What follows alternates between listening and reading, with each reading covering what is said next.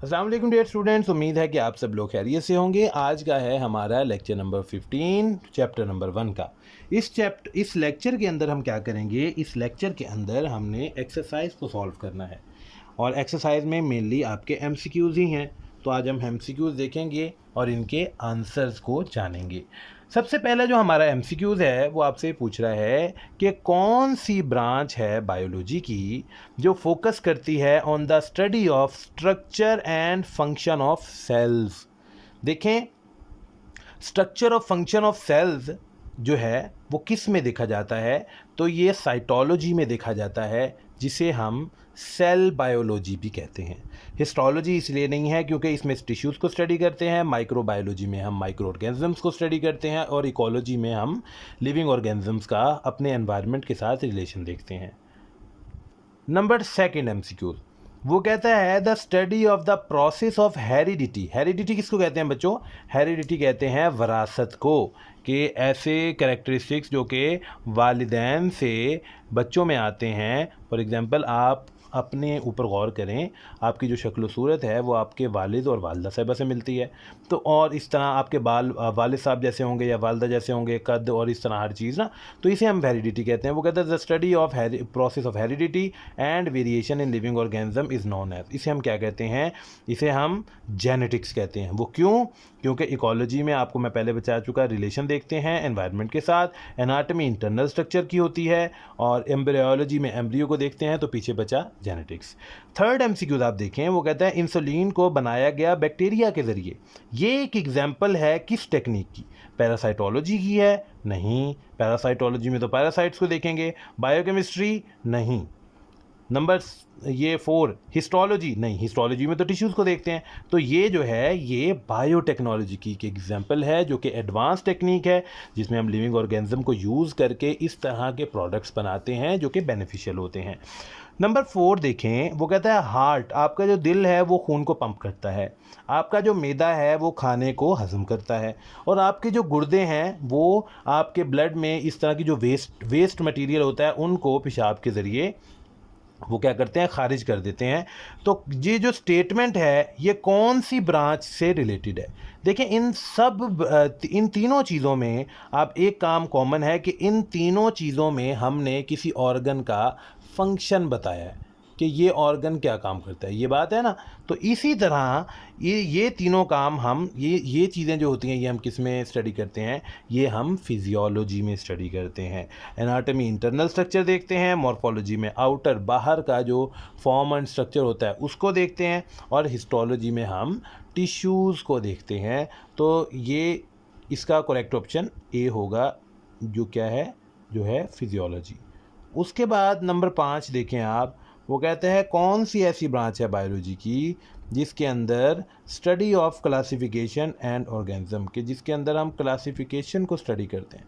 Classification ग्रोहबंदी, यानी कि organism को मुख्तलिफ ग्रुप्स में डिवाइड करना।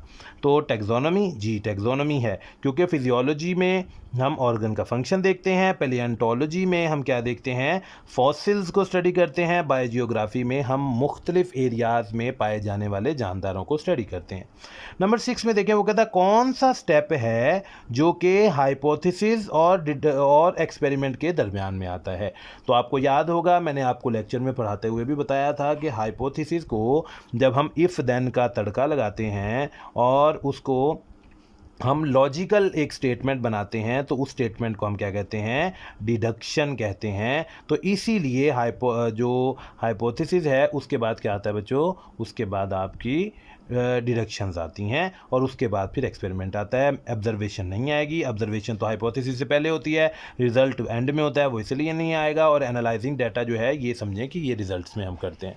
उसके बाद नंबर 7 पे आप आ जाएं।